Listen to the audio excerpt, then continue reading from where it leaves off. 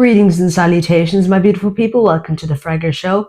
And today I'm going to be reviewing the Transformers Studio Series Age of Extinction Optimus Prime. So without further ado, let's get into it. Starting with the box. On the front you have a big open window, some logos, and some pictures of Optimus from Age of Extinction.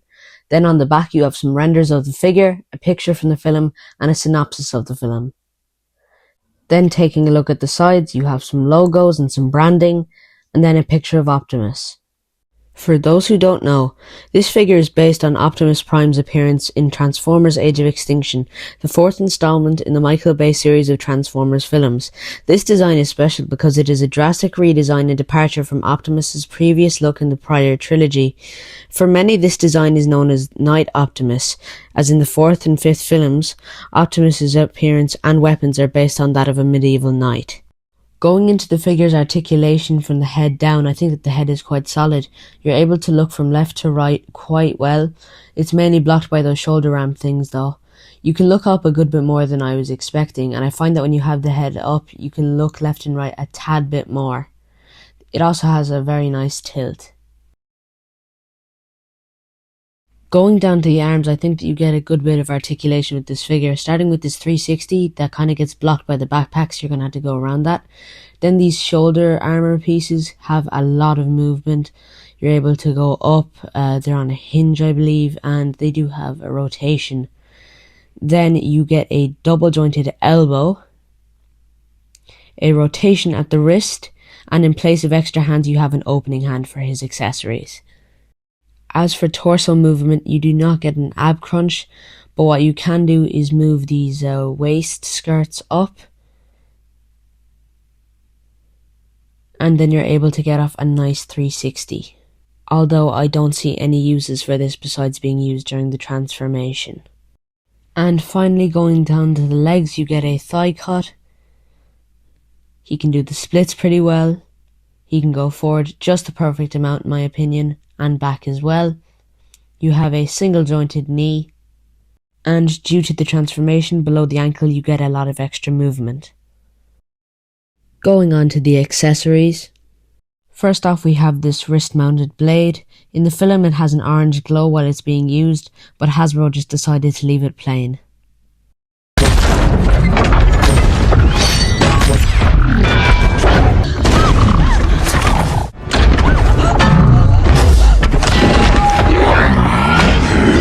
No soul!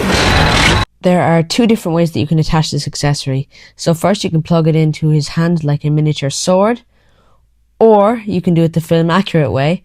There's a little slot right above his wrist, but you have to push the fist all the way down so that it's open enough, and then you simply plug in the sword. It's not the most stable connection, but it looks good. Anyway, this is how the accessory looks with the figure. Next up is the Sentinel shield. And it has two modes, so I'm going to show you both of them. First off, you just have this like regular shield mode. It looks really nice and there is some nice sculpt work on it. But my personal favourite is the second option, so let's get to that. The second mode is a blaster form that I'm pretty sure was only used in the film 3 times, but I'm glad that Hasbro decided to include it. So how you're going to do this is that you gently unplug both halves. You're left with this T shape, and you can see that there are 2 holes on each side. So now you're going to plug both halves back in except on the outer hole, this time for both. And now you can see that there's a cannon in the middle.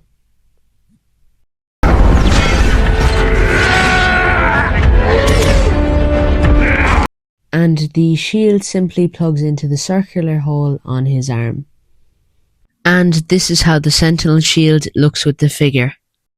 The next accessory is the Sword of Judgment, which I think is excellently sculpted. And you simply attach it to the figure by having the figure's hand in an open position, then pushing the sword in and up, which will lock it in place. Then you just close the fist and it will be perfect. And this is how the Sword of Judgment looks with the figure. The final accessory that we'll be taking a look at is the sheath. And the main way of putting the sheath on the figure is by plugging it into the hole on the back. I like to have it at a slant so that when I put the sword into it, you can see it poking over his shoulder. And then you can also put the shield on there.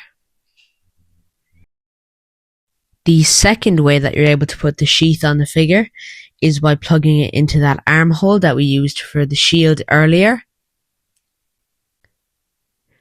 Then you just put the shield on top in either form. In the footage here I'm using it in regular mode, but for this I think it makes more sense to have it in the blaster form.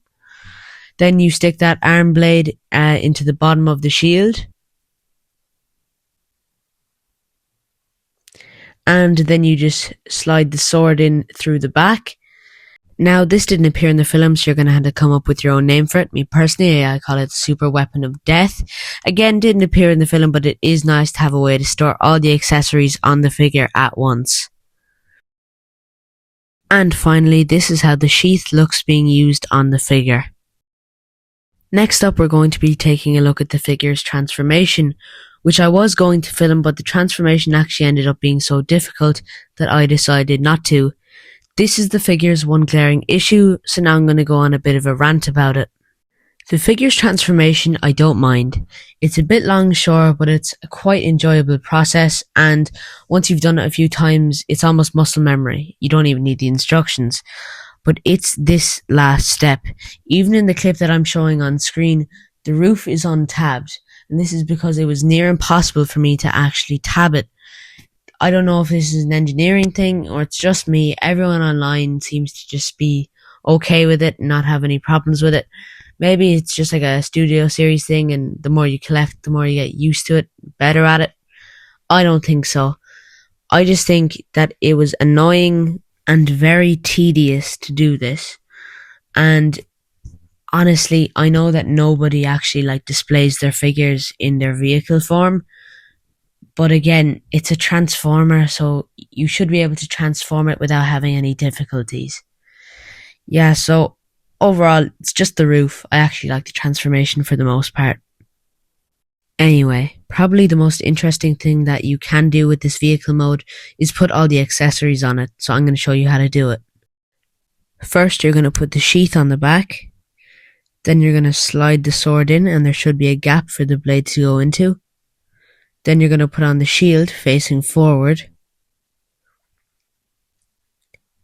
And then probably the most finicky part is putting the wrist blade onto the side. Has its own little part there that it just tabs onto. Can be a bit finicky though. I actually struggled with this for quite some time. But it turns out looking great on the vehicle. Now without further ado, it's time for the posing.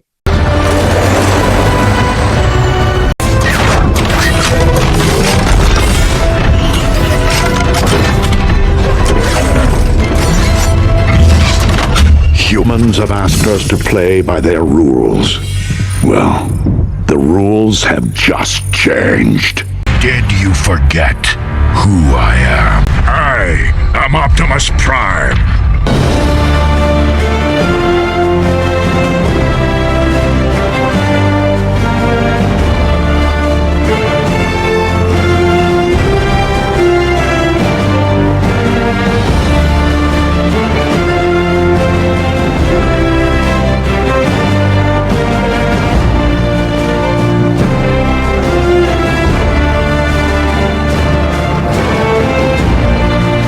So yeah, that was it. That was my review of the Hasbro Transformer Studio Series Age of Extinction Optimus Prime.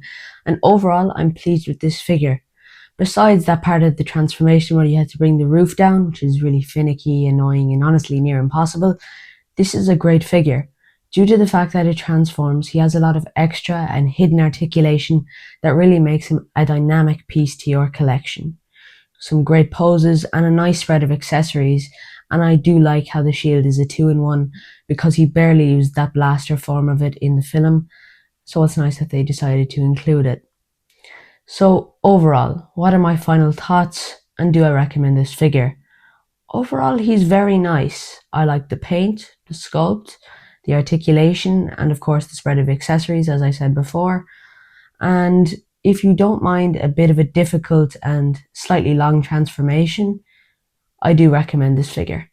And until next time, bye for now. I subscribe.